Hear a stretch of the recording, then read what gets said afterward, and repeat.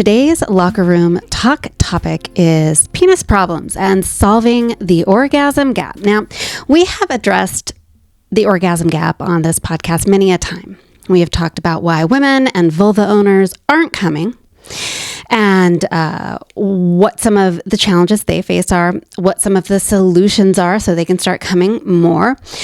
We've talked about who's coming and not coming. And so if you are new to this podcast, or you just don't remember, or you're unfamiliar, we will be making sure that by the end of this podcast, you know a little bit more about those stats. Now, what we have not done is talked about the orgasm gap from a man or a penis owner's point of view. We have not talked about in depth the problems that some penis owners have, how they show up in bed, how they exacerbate the orgasm gap issue, and then solutions to help start lessening that gap so we can all start coming equally more and feeling good about our experience in bed. Now, I am not qualified to talk about a penis owner's experience, though I've told you many times before that I would love to have a penis for a week, a month, maybe even a year. I would have a heyday, I'm telling you. But because I am not a penis owner, it's very important to me that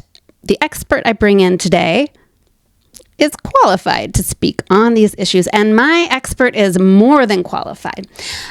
My guest today is Jeff Abraham. He is the CEO of Promescent, a fast-growing $12 million company that specializes in comprehensive range of science-backed products designed to empower individuals and couples in achieving a fulfilling sex life. Jeff is passionate about elevating the conversation around sexual health and wellness by destigmatizing topics that have to do with intimacy, which is great because that's what I'm passionate about too, Jeff.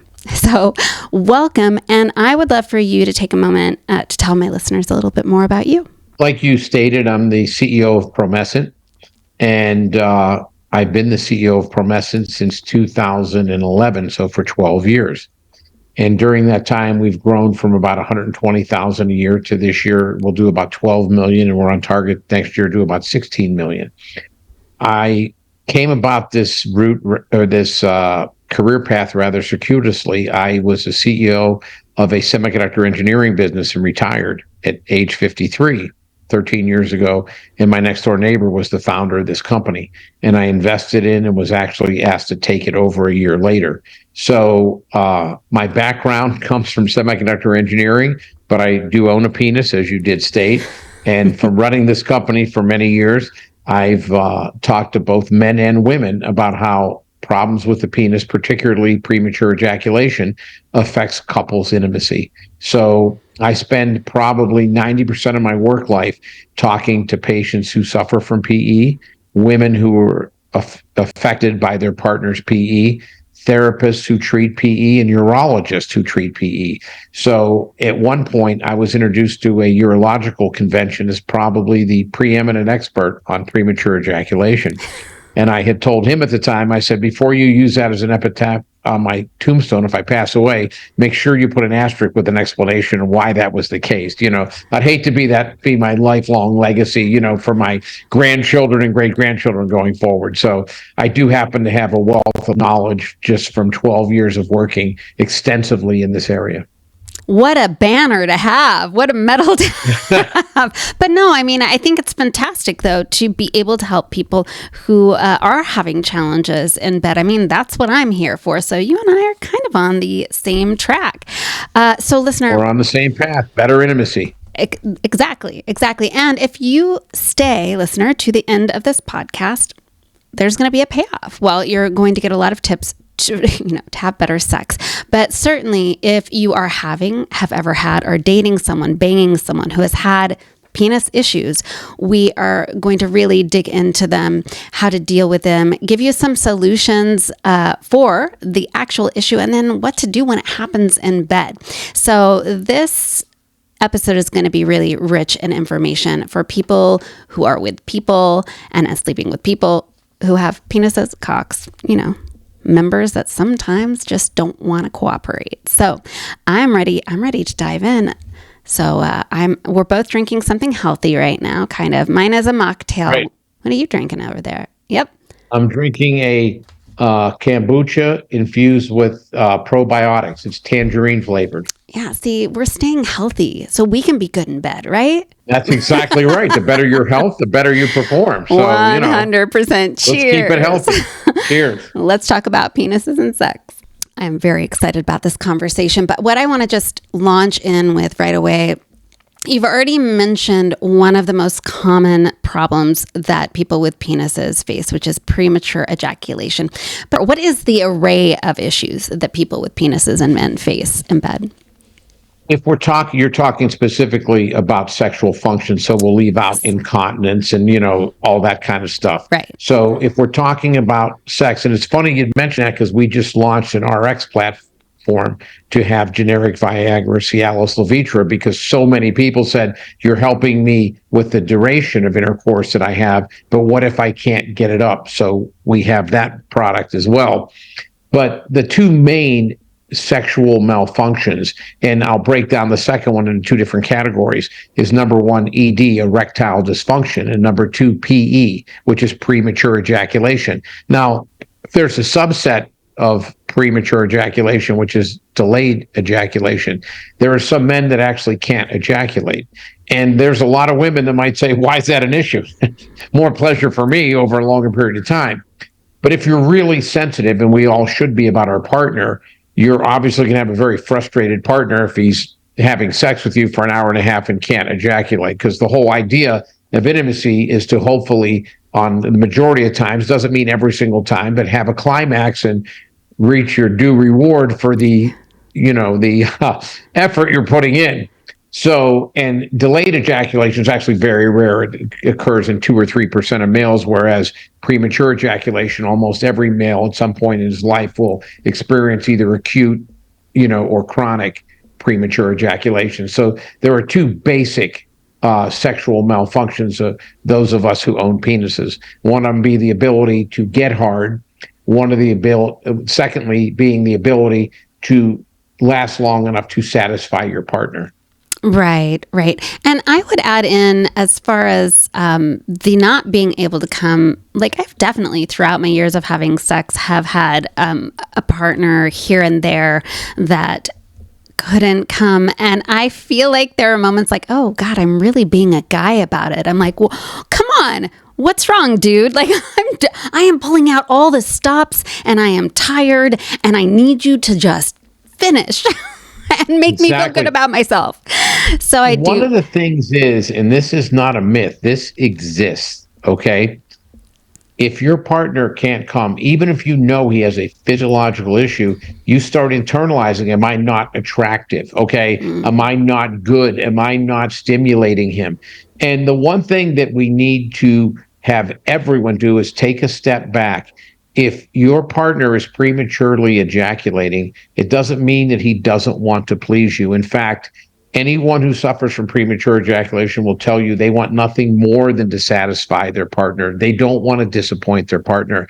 They're profoundly upset and anxious about not being able to satisfy their partner. If a man can't get an erection, there are many reasons that physiological that's happening. It doesn't mean you're not attractive. It doesn't mean he's not turned on. There are specific instances, like in the case of PE, whether it is hypersensitivity, the penile nerves, prostatitis, low testosterone, those things. I don't care if you're with a Victoria's Secret model or if you're a woman, and you're with a guy who's an Adonis. Okay. If you have a low libido, there can be specific physiological reasons that have nothing to do with your partner, but we tend to internalize it. If my partner's not performing as expected, it must be a deficiency on my part. That's not the case. We need to take down the anxiety. Right, because anxiety, as we all know, only makes it all worse. So I guess a couple of problems that we should also address, and we have definitely addressed them as they relate to women and people with vulvas, is low libido. And obviously I've talked about it in how it affects a woman, but I haven't really addressed men's experience of low libido, low desire, and that can be really hard on, obviously their partner. So let's throw those into the mix and commit to also addressing those issues throughout this podcast. But I want to jump pretty quickly because it's all going to tie together. We're tying in penis problems to the orgasm gap. Now, I'm confident you are brushed up on the orgasm gap stats, probably even better than I am. But kind of some of the main ones I want to talk about is like who is coming primarily and who's not. Do you have those stats on hand to throw out here? Absolutely. The average female takes almost 18 minutes of thrusting during penetration to achieve climax. Then we're not talking about PE, we're talking about the average healthy male and female. The average healthy man lasts 5 minutes and 42 seconds during penetration thrusting. Now think about that for a second. So even in couples that are the norm, that don't suffer from PE, that's the arousal or orgasm gap. If a man is ejaculating in 5 minutes and 42 seconds and a woman takes almost 18 minutes to achieve climax, then even in healthy couples, there's a gap. That's why you see 7 trillion vibrators in the world. That's why guys think about baseball scores, think about their grandmother naked, all these coping mechanisms to try to slow down the eventual point of no return, or, going over the edge, or however you want to refer to it. So, and the one thing I will tell people, we have many people who use our product, our male delay spray, one of our products, and they will say, I didn't think I actually needed anything. I don't think that I suffered from PE, but I tried your product on a lark. My girlfriend bought it. She saw it on here, or I saw things. Hey, what the heck? We'll have a special night. I bought it. And I began to realize that even though I lasted long enough to satisfy my partner, the last 2 to 3 minutes, I was literally straining. We call it walking on eggshells. The little guy on one shoulder's not yet, and the other guy's going, I'm this close. I want that feeling. And you have this dichotomy of, on one hand, you can't wait to feel this pleasure. On the other hand, you go, my partner's not done yet. And we've had, I can't even tell you how many people that said, I literally was thinking about something else, detaching myself. I wasn't in the moment because I knew that if I really let go, I was going to ejaculate. Right. So they said, once I tried your product, I went from, can I last long enough to satisfy my partner, to how many orgasms do I want to give her before I finish? Right. And, we talked about this earlier with anxiety. Anxiety to me is almost the antithesis or opposite of intimacy. You never want those two intersect, okay? So if you can take anxiety out of intimacy, you're going to have better intimacy, because you can literally enjoy it. And we've actually had females that said, when my partner started using your product, your Promescent delay spray, it took our relationship to another level. He's into it. He's more verbal. He's really present. Whereas before, I didn't realize it. He was so focused on trying not to ejaculate, I thought he wasn't into having sex. Meanwhile, where are you? Well, here, you know where I'm at? I'm over here trying my best not to ejaculate before you do, or before you climax. So it's not just people who blow their, load in 30 seconds, a minute, 2 minutes, 4 minutes. The way we should define a rapid or premature ejaculation, if you're ejaculating before you have satisfactory sex or satisfactory intimacy with your partner. If you last 10 minutes and your partner takes 17 minutes and you don't feel like going down and having oral sex for 20 minutes to kind of prime the pump before you start, or if you don't want to have a massive vibrator session, you should be able to have the confidence that you're going to be able to last. But another thing we got to make sure everybody understands is a certain percentage of women, and it's significant, don't climax through vaginal intercourse. And that's one of the reasons I tell people that I don't believe the advent and how easy it is to get porn, whether it's over your phone or anything now, is a beneficial thing. It's not a good thing to a lot, especially young people that are just becoming, familiar with sex. There's the majority of people now have actually watched porn before they have sex, young people.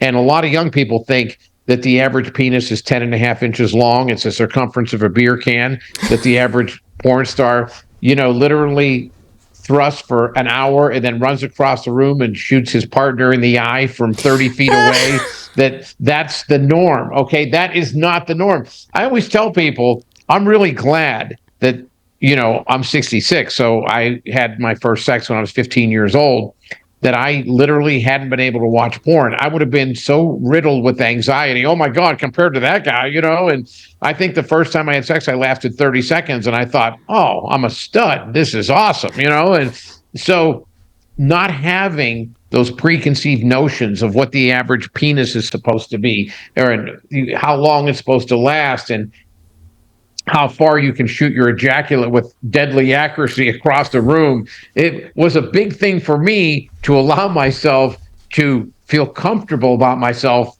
before I started watching porn and realize those are porn actors. So it's really important that people understand that what you see in porn isn't normal. Okay. Right. Everyone can't do backflips and then thrust right into anal on the fly. You know what I mean? But if they could. Oh, if they could, trust me, I'd be, why do you think I take Pilates? You know what I mean? I'm trying to do my best, but it's just not normal for people to think that that's, the way they should be behaving. I don't watch the US Open tennis match or Wimbledon and think I can play tennis like that, I mean, I don't go to Cirque du Soleil and think that I should be able to do the kind of things the acrobats do. But why is it with sex we have this stigma that everybody has to go, I'm the best that ever lived, oh my God? And I tell people that when I before I took this job, if someone would say to me, what's the most fragile substance on earth, I would say, I don't know, some Fabergé egg material, those $10,000 little eggs, or some kind of rare mineral. No, the most fragile substance on earth is the male ego. Make no mistake about it. You said it. Oh, I'm being honest. I told you I was going to be real. Okay, you don't get any more real. I'm a guy saying to guys, shut the fuck up and just relax. Okay, you don't have to be the absolute best at sex. Okay, as long as you listen to your partner, you communicate, you really try to satisfy her, you're going to go a long way to being an ideal lover for her. That doesn't mean you have to have a 12-inch cock. It doesn't have to be the circumference of a beer can. Listen to your partner and really be in tune with what she needs. And that's the most important thing.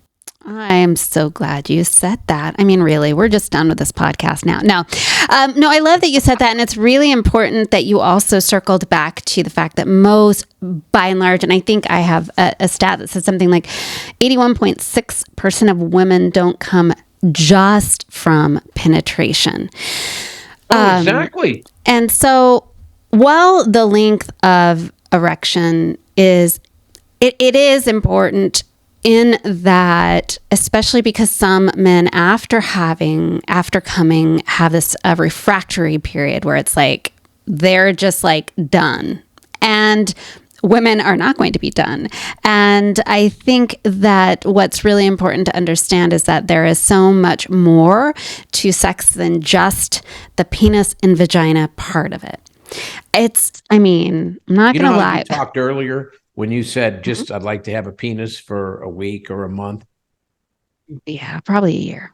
Do you know how many times I thought I'd like to be a woman just to see what it'd be like to not have a limited amount of orgasms? And you know how you talked about the refractory period.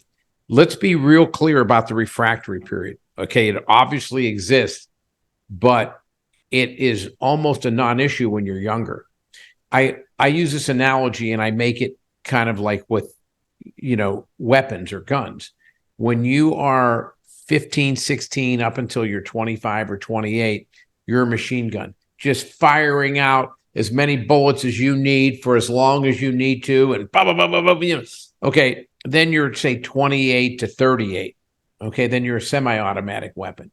Okay, then you're 38 to 45 or 50. Then you're a rifle, bolt action, put in another bolt, you're firing away.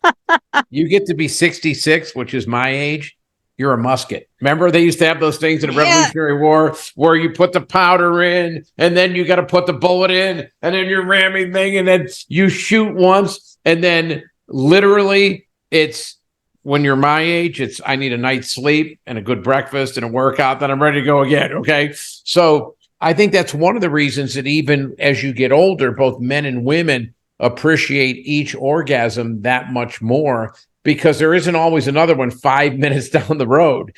And Right. it's really important. And you know how they say you don't appreciate what you have until it becomes scarce or it's gone. That's true. So as you get older and all of a sudden you're not capable of having, you know, sex, 5, 6, 7 times a night, it's very important to make sure that you get the maximum amount of pleasure out of each episode, each encounter that you have. Well, and in juxtaposition to that, as women, we hit our 40s and 50s, at least in my case, and a lot of the women I know in my age range, like I want to have sex all the time. Something happened to me that the hormonal fluctuation, also post-menopause, there have been recent studies that just show so much stress is reduced for women in their 50s because we're not having our periods. We don't have to worry about getting pregnant. Like, we're more comfortable with our bodies. We're just in this phase of life where we're like, our responsibilities to be socially a certain way are gone. And we're just like, okay, not only do we want to have a lot of sex, we want to have weird sex. And if we're going to have sex with you, we want to like do a lot of things for a lot of time. And so I think that that can be really challenging especially if you're heterosexual, or if your partner is a penis owner, a man in your same age range, and they're like, I'm less interested in sex these days, which happens. I mean, I've definitely run into this issue. And not only that, then they can't, you have to have their orgasm kind of be the last thing that happens, because they do want to like roll over and go to sleep after. And absolutely. And like I can have a couple of orgasms in an evening and still be ready to play. Like, I'm like, Yes. I still want to do stuff. Well, what I tell people, and this is good advice for a lot of the men listening, and a lot of women should suggest it to their men, especially when someone suffers from rapid or premature ejaculation. I've often said this, and people laughed at first, but they're like, I think you're onto something here. I always tell people, put one in the bank before you start. What does that mean? I said, as a man, especially if you suffer from rapid or premature ejaculation, give your partner an orgasm before you even attempt to have penetration, whether it's with your hand, with your mouth, with a vibrator, with whatever, because then in your mind, you already know she's achieved one climax. That automatically takes the anxiety or stress level down a bit, because you're going, oh my God, okay, now we're adding a cherry on top of the sundae as opposed to not having a sundae at all, that kind of a thing. Right. But you have to be careful. That's why communication is so key, because I've had women actually tell me, I don't have my first orgasm. I like it to be vaginally because it's so intense. I don't have the same intensity of orgasm up. So that's why communication is so key. But work with your partner, find out, if you don't last long enough to when she usually orgasms, get her really close beforehand so that she climaxes very soon upon you starting intercourse. And then, like you said, you have different options for giving her a second or a third orgasm, and not leaving her going, hey, what did you do? Roll over and go to sleep. I'm still ready to go round 2, round 3, or whatever. A lot of men, even in this day and age, 2023, are hesitant to introduce a vibrator into their relationships. I believe the feeling is, this is because I'm deficient, or I'm not enough, or why does she need that if I'm good at what I do? I'm like, hey, this is not about in place of, it's in addition to. I guess because of my age, and I've always been pretty open, I want my partner to have as many and as intensive an orgasm as possible, because so many times someone will say to me, oh, you're such a considerate lover. I'm like, hey, I'm paying it forward, okay? I know that as a man, if my partner is having quite a few intense orgasms, she's going to go, I'm taking care of him. I want him around. Okay, this guy is a keeper. Okay. Conversely, if I'm not in tune with her, if I could care less whether she has an orgasm as long as I'm getting mine, I'm going to have about 2 or 3 encounters with that woman before she goes, this guy's not doing it for me. Okay. This is not really what I had in mind. I'm over here using a vibrator and he's sleeping. I had to pull it out from under the bed and not turn it on too loud so I don't offend him. I've never understood that idea that if I pull a vibrator out or sex toys, that guys get uptight. It's your partner. You want her to have as much pleasure as possible. Who gives a shit whether it's your toe, your finger, your tongue, your vibrate, whatever. I love that you started with toe, Jeff. You started with toe. That was interesting. That's a whole new... I'm 66. I've been around. You know what I mean? I'm here to please. Tell me what I can use. You know what I mean? That's fantastic. I think that's true. I've also heard a lot of men say, well, they'll say, oh, well, your pussy is ruined from like using a high powered machine on it, which is not can back me up here, Jeff. Vibrators do not ruin a woman's vagina. It doesn't numb us out so we can't feel anything. It's like that is a common belief that if a woman, uses a vibrator too much, she won't be able to experience. I totally disagree with that. I tend to believe if a woman uses a vibrator, she becomes much more in tune to her own body rhythms, her own chemistry, what it is that pleases her. And it probably makes her more sensitive, not less.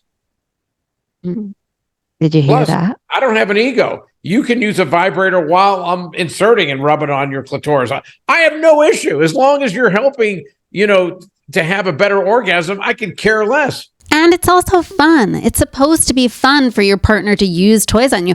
I'm bisexual. When I'm with women and I'm using toys on them now, given I don't have a dick, certainly if I had one, I'd want to use it on them. But I think it's also fun. It's like creative. You're getting creative in bed. And I think sex is supposed to be a time of play and interaction. It's not just about getting to the orgasm. And fun and energizing. One of the things that I like to do, if I'm in a new relationship, I'll say to someone, I want you to masturbate for me. And, and they're either totally into it, they're like, what, you're sick. And I'm like, wait, let me tell you something. I can either, through trial and error over the next month, get to know your body, get to know really what it is and fumble around and, and have an idea. Or I can watch you masturbate one time and I know exactly what you like, exactly the kind of pressure you like, exactly, because there's a big difference between men and women. I have the next guy that I meet in my life that goes, I don't like oral sex. I don't like to get blown. Will be the number first guy I've ever met that says, no, I'm not into that. The next one I meet will literally be number one. The plumbing is outside. Everything is pretty self-explanatory. I have dated women, and this is an actual true story. I dated a woman who had a bit of a hooded clitoris that she needed, I swear to God, 45 to 50 minutes of direct stimulation to have any chance of climaxing.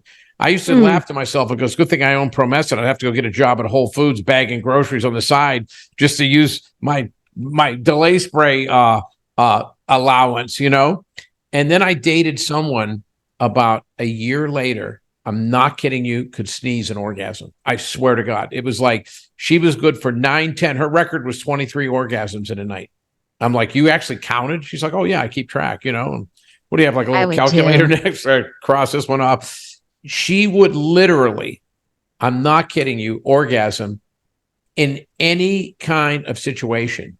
Like, it was crazy. And she told me that she first discovered sex when she started masturbating. She was like 11 years old, and has always been hyperorgasmic. So as a guy, and I dated women who were like, I need direct stimulation right on the clit, oh my God, really vigorously, get a brick, put sandpaper on it, rub it. And then the next person, don't touch my clit, just lightly around it, what I mean? I'm like, how can that be the same species, So when you're a man and you say to your female partner, I'd like you to masturbate for me. Now, certainly part of it is being a voyeur, and I freely admit to that. I'm turned on by that more than anyone can even imagine. But even more so, it's educational. It's showing me how to please you. It's showing me how you like to be touched, because every woman is different. their their desires in terms of, do they like to be penetrated digitally? Do they like oral sex? And a lot of women are really uptight about oral sex. And I believe that it has to do with, oh my God, do I taste good? Do I smell good? Because I can't imagine. Now, some of it might be I'm really sensitive, but I think a lot of women are really uptight because I've had some actually say that. Well, I'm not sure. And I'm like, well, let me worry about it. Okay. Because trust me, if it's that bad, I'll be right north of the border real soon. You know what I mean? Like Right. if whatever, and then we'll talk about, maybe you need to get something, to address that. So I think it's very important. Again, you see the one common theme, communication. Talk to your partner. Talk to your partner. Ask them to pleasure themselves as if you're a guy with a woman, because it gives you a real idea on what her touch points are. Kind of a play on words, her touch points, but what it is. Does she like vigorous stimulation? Does she like just light touching? That kind of a thing. So again, it's important to communicate. If you have a penis, you really need to make sure you're using it correctly. I've actually had men say to me, I last 40 to 50 minutes. I want to last an hour and a half. Will this help? I said, it probably would help you, but let's go to this first. If you're lasting 40 minutes of penetration and thrusting and you're not satisfying your partner, lasting longer is not your issue. You need to worry about your technique. You need to start communicating with your partner. It's that kind of a thing. So it's, again, communication. It's very important to know if your partner doesn't appear to be satisfied, let's get to the bottom of it. What is it? And that is, again, someone that might be thinking, my partner wants me to thrust as hard as I can, as long as I can. And in reality, your partner's laying there going, this hurts. Okay. Like, get off me. That's happened so much. That is so common. Men and people with penises, listen to this part of the podcast. Rarely is the problem. We just need, obviously most of us have had partners who have come before we were ready for them too. And I do think that it's really important. And we are going to talk about some of the different things people with that particular issue can do. But even if you have a partner who comes quickly, they can like grab a toy or use their fingers or, continue to pleasure you. I would say in some ways the bigger problem is the person who can last, but just pounds away at you and there's no intimacy, there's no fun sexiness going on. And most of us, when that happens after a while, we just numb out and we're like, please God, let him come soon so I can be done with this. Yeah. Like that is a very common experience for women. There's a difference between pleasuring your partner and punishing your partner. Okay. When you are, and not the good punish way, the bad punish way. That's there's a good punish way. You know what I mean? Like you can actually put some costumes on and really play into the punishment part of it. But I'm talking about physical punishment. Literally, let me see how deep I can thrust and how hard I can hammer for how long I can hammer. That's not what it's about. My clit just curled right up in my body thinking about it. So let's backtrack a little bit. Let's actually talk. Let's break down each of these penis problems, how they show up in bed. Let's start with the obvious. The obvious is you just come too soon. Even if you're coming in a couple of minutes and your partner wants a whole night of play, it's going to be an issue, especially if you're someone who really kind of only can come once a night and then afterwards you're just out of the mood, or if you're someone who comes once and then you have this refractory period where you just aren't in the mood to play anymore, it's going to be an issue. So what are some of the solutions to this particular problem and how can they be applied during? We'll talk about some of the solutions that are organic, which don't require like additional products, and some what you can use products. The one thing I will tell you that I personally love is extended foreplay. I'm at an age now that I'm not intimate with someone I don't care for. I'm not into sports sex. It's just not my thing at 66 years old. If I'm not emotionally connected to someone, I'm not going to be physically connected to someone. And I still really enjoy pleasuring my partner. And that's a big part of intimacy with me. And I love foreplay. If I'm in a relationship with someone, I'm attracted to them. And that means all parts of their body. So I have no issue having an hour and a half, 90 minutes worth of foreplay, and really touching every part of my partner and turning on every part of my partner. And I'm a big believer in putting one in the bank before we even get started, unless she has less intense orgasms if you do that.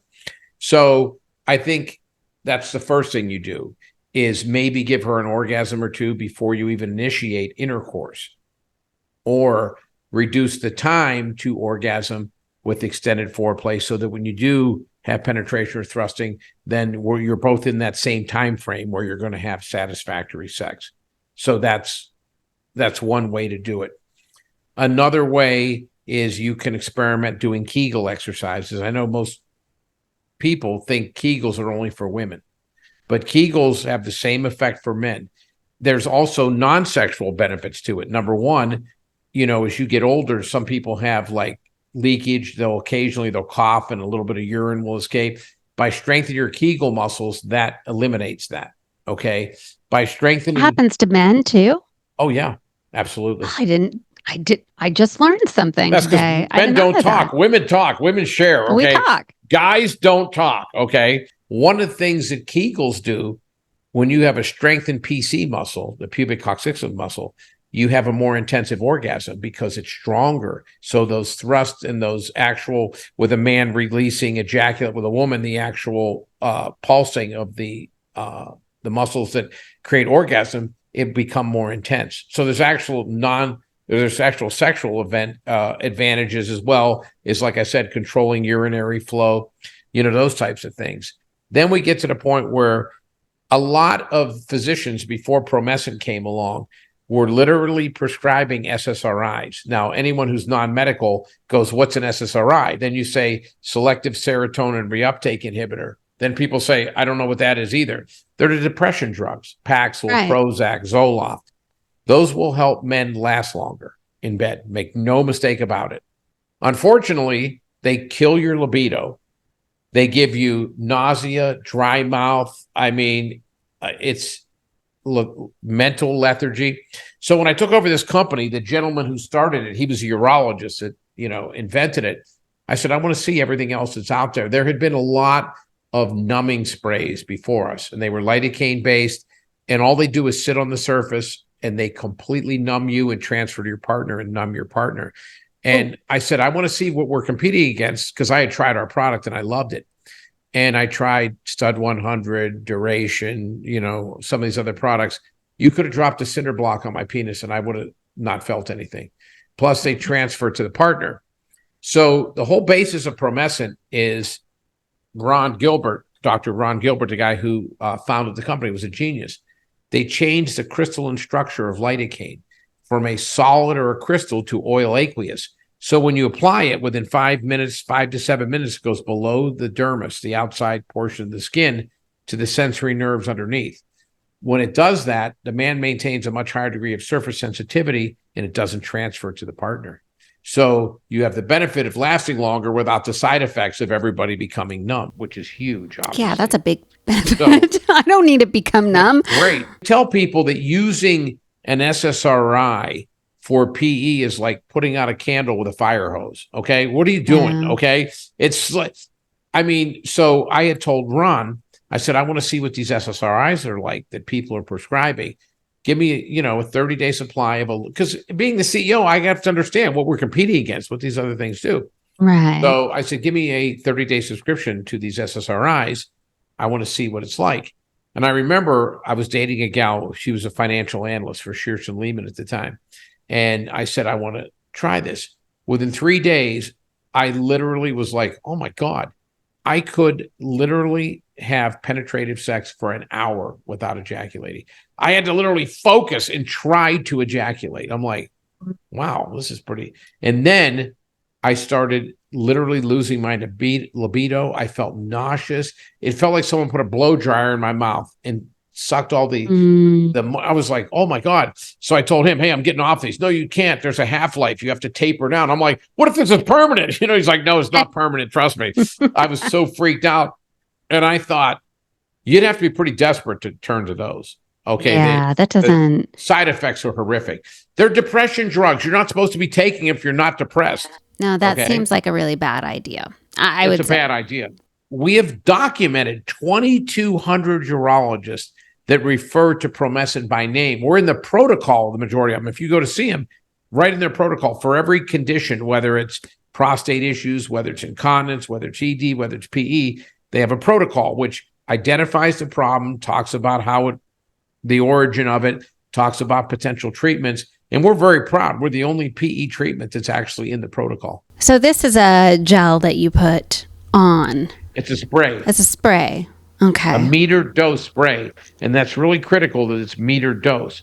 So you get the exact same amount each time. Okay. That's awesome. So now, is that the only product? No. So we started off with that product and it was very successful. Our next product was a product called VitaFlux, which is a nitric oxide supplement. It has L-arginine, L-citrulline, L-carnitine, zinc, and magnesium. It was developed by a physician, a urologist, and he was giving it to his patients. And one day he said to me, man, you look kind of tired. I said, oh man, the company's growing. I got all these things going on. It was at a show, a American Urological Association show.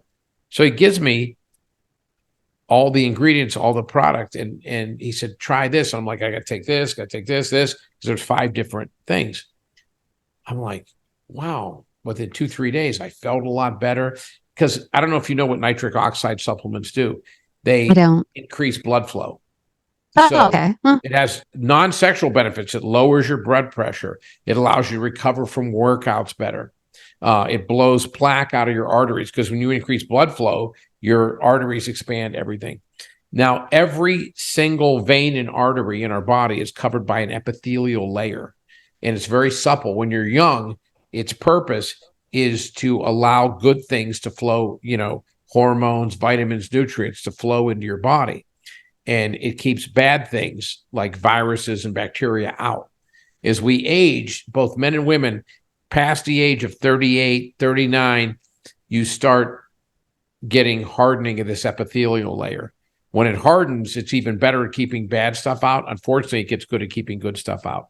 So everybody, do you ever notice how when you get over 40, almost every year you have to work out a little harder and eat better to stay in just as good a shape? It's because of this hardening of the epithelial layer.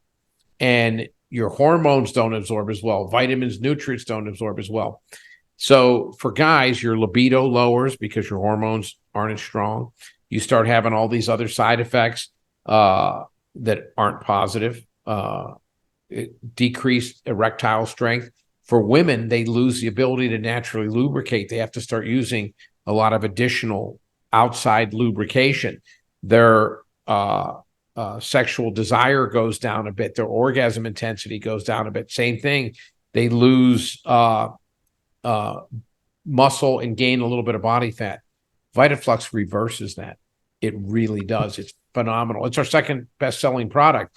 And so he gave it to me for an energy boost and everything. I was down. So the gal that I was dating at the time says to me about 2 weeks after I'm taking it, are you using some kind of like ED drugs? I go, no, why? She goes, oh my God, we had sex like 7 out of the last 8 days. And I was 63 at the time, and I'm like, well, it just waxes and wanes. You know what I mean? Like I wasn't thinking about it.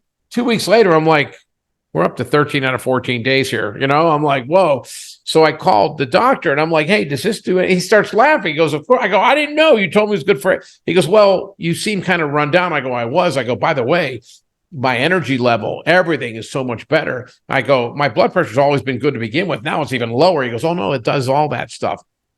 So that became our second best product for both men and women. So it's for both men and women. Yeah, because everyone has an epithelial layer covering their veins and arteries, and it helps soften that up. That is specifically to help with erectile dysfunction. Now, if you have total ED, it's not going to make you some raging stallion.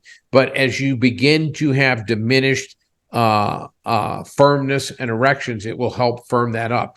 It will help your libido for both men and women. It helps women moisturize. It helps decrease body fat. It helps lean muscle tissue. It gives you more energy, because when you're fatigued or you're recovering, from any kind of workout or injury, the best way to do that is to get oxygenated rich blood cells into it. That's what this does. It increases blood flow. It's phenomenal. Then we added some testosterone supplements. They were successful. Then we added some libido enhancers. They were successful. So can we talk about the testosterone and the libido enhancers? Because I think those specifically, obviously for men, but I assume women benefit as well. But Yes. that is libido. Well, not the testosterone, but the libido enhancer. Yeah. So let's talk about the testosterone to start. Is that what issue does that deal with the most? A lot of men, as they age, begin to have lower testosterone. It's just part of aging. You begin to have lower testosterone. When you have lower testosterone, you get some of the same effects that happens when you lose hormone absorption through, just aging. So your penis is not as firm. You don't have the same amount of blood flow. You lose libido.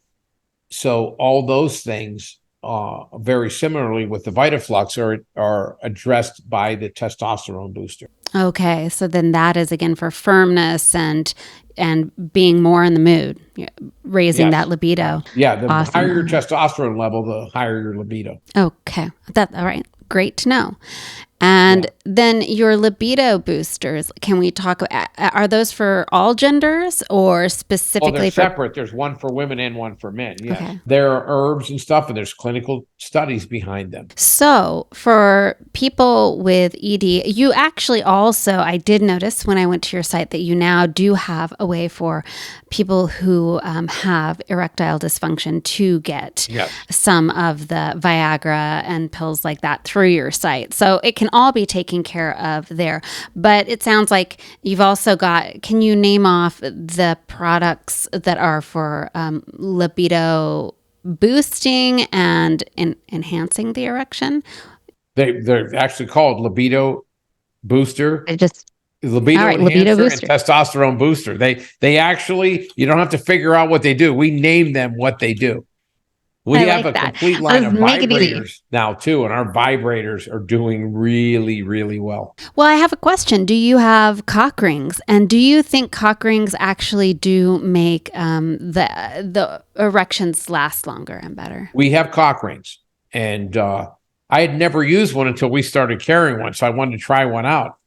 And they really give you a firmer erection because you put it on and all that blood goes and it tightens and it keeps the penis erect. More importantly, it can provide direct stimulation to the clitoris during intercourse. And a lot of women don't penetrate from just thrusting. They need clitoral stimulation. And instead of having to thrust and go, reach your hand, let me see if I can find, it's doing it automatically. All right. I'd like to sum it up now for the people that came to this podcast and they were wanting to know what the orgasm gap was. Now you know that vulva owners and women aren't having the same amount of orgasms as men. However, I think have addressed a lot of things that men can do, not only to overcome some of the penis problems they're having, but also to start closing that orgasm gap. I think you really spoke to the need to listen to your partner, to take time in bed, to play, to pleasure the whole body if you want to get her there. But then really talking about the actual challenges that people with penises have. I mean, their penis is part of the sex game. And I think that we talked about the not coming too quick, the quick comer, like things that you can do to last longer. And I felt like you did a great job of summing up, first of all, spending a lot of time in foreplay to start. And then you've got a spray. Why do I keep saying gel? It's a spray. You have a spray that helps last longer, but it doesn't totally deaden the dick or the vagina playing with the dick. It goes beneath the skin and numbs some of the nerves enough to give you sensory nerves underneath. It desensitizes those without transferring. Right. You also spoke to erectile dysfunction, which I think can be a mood killer for everybody in the bedroom. It can make a man or a person with a penis feel super self-conscious. It can make their partner feel less than. And when there are feelings, and you did mention this at the beginning, when there are feelings of inadequacy, when there is anxiety, and you bring that into the bedroom, it is a mood killer, period. Killer. Absolutely. Nobody's killer. coming. Nobody's coming. Nobody. And In fact, so you're both probably going to end up sleeping facing opposite directions. You know what I mean? right, which is that. Nobody wants that. Nobody wants that. No one wants that. Right. And so you brought up the VitaFlux. I am super curious about that one. That one I think is worth everybody We didn't looking send into. you any of that yet? No, I do not. I have not tried that, but it sounds like I could benefit from it. Well, there will be some VitaFlux winging its way to you as soon as I get off this podcast. I'm excited about that because what I love about that is what it comes down to is sex for people of all genders is about the whole person. And we talked about it at the beginning, like you have to be healthy to be sexually at your best. And this sounds like a product that really does address the whole person. And then you get to get hard, and then you get to get horny, and then you blood. If people spend as much time and energy and money on their sexual well-being as they did going to the gym, buying clothes, getting their hair cut, their shoes, their purses, I don't get it. If you're doing all that, what are you doing it for? You're doing it to attract a mate. Why don't you put as much energy into satisfying that mate so you have a long-term relationship rather than spending all the money attracting them and then disappointing them once you have an opportunity to interact with them? Right, which was something else I thought you spoke to really well as well, which is also not being able to come and pounding away at a vulva owner or woman for hours and hours does not mean you're good in bed. It doesn't mean you're good in bed. Nobody wants to be pounded for hours on end unless you're doing some really good, wonderful stuff with the rest of the body during that whole activity. So I talk to people all day, every day, having sex, counseling others on having sex. And that is one of the number one complaints is my male partner. All he cares about is pounding me. I don't want to be pounded. Now, maybe once a month, I want to be pounded. I'll let you know when. Okay. But the majority of the time, I want you to realize that I have erogenous zones, that I have certain things that really turn me on. Try a few of those once in a while. Yes, do try those. And if you're wondering about things you can try, you can scroll back through my podcast and I cover pretty much everything. You also spoke to focusing on boosting testosterone and libido, and there are solutions to that are really rooted in, again, addressing your internal health. Before we wrap this up, for someone who is suffering right now from either ED or premature ejaculation or not ejaculate, what is that called again? Delayed ejaculation. Delayed ejaculation. Any of those things where they're just feeling like I get into a bedroom situation and I am not functioning how I want to. What can you give like 2-3 pieces of quick advice? Like, here's what you can start doing today to be fucking better in the next couple of days or week. I would say there's a couple of things you can do. Number one, get a complete, thorough physical evaluation.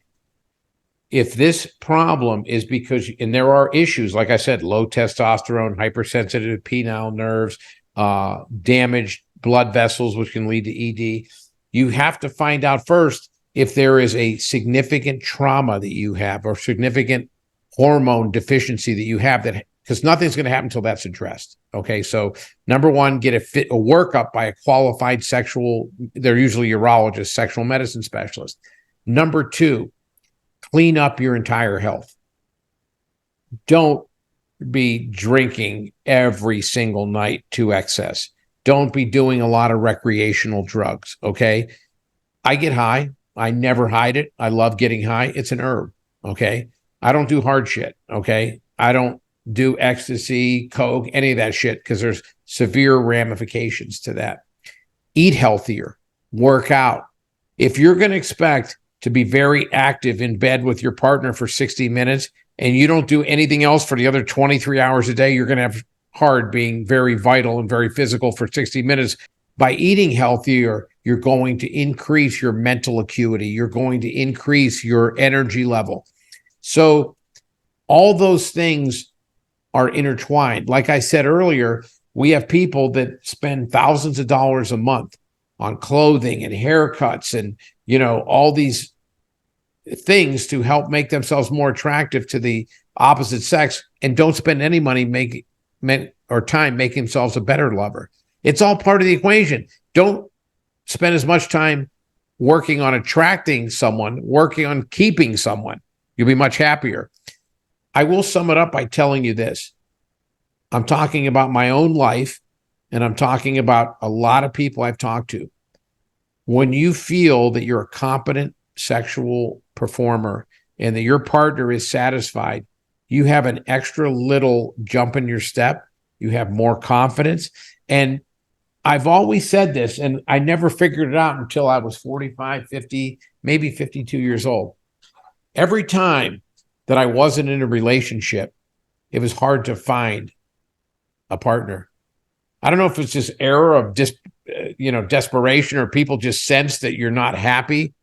But every time I'm in a good, solid relationship and we're having great intimacy, it's like everybody that I couldn't attract before is coming on to me. And I'm like, what is going on here? And then it hit me. I'm like, you're giving off that feeling. I'm confident. I'm happy. I'm satisfied. People want a part of that.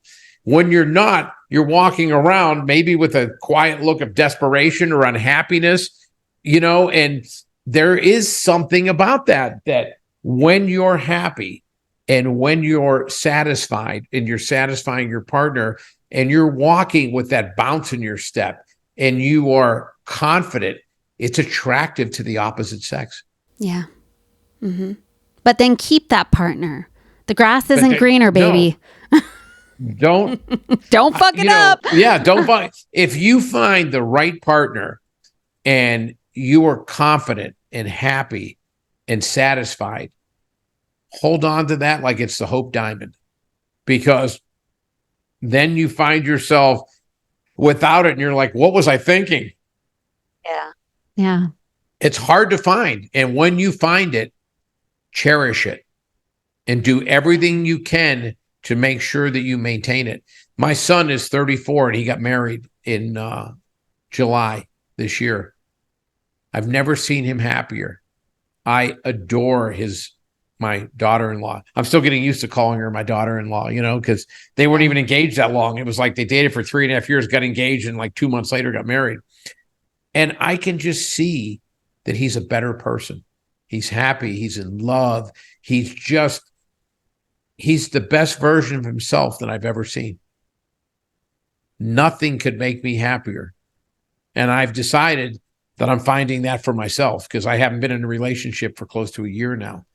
And I'm like, I would rather be alone than be in the wrong relationship. Nothing is worse than being lonely in a relationship. Yeah, for sure. But I literally in the last couple of months said to myself, I am going to find exactly what he has. And I am never letting it go. I'm going to cherish it. I'm going to nourish it, and I'm going to hopefully ride it out for the remainder of my time. Because love that. It is. It's you're your best version of yourself when you're happy and you're fulfilled and you're in a great relationship. Now, you still got to do all the other things you have to do in your life, but that elevates everything to a higher plane. I know when I'm in a great relationship, I'm a better boss. I'm a better father. I'm a better friend. I'm a better brother. I'm a better everything. 100%. I love that. Communicate. Thank you for the share. And thank you for this conversation. I feel like... my pleasure. It was great. Let's make sure everybody knows where to find you, where to get started on this journey with... addressing their penis problems and having better sex. And www.promescent.com. And the funny part is There's articles and blogs on edging and prostate milking, have nothing to do with our products. We believe that we want to educate you. We want you to have the best sex of your life. I'm excited to try some of the products and to share them with my listeners. So they will be there shortly. Thank you. But stay in touch, and I really want to hear from you. I'll send you all my contact info. Yes, we will stay in touch. And until next time, listener, I'll see you in the locker room. Cheers.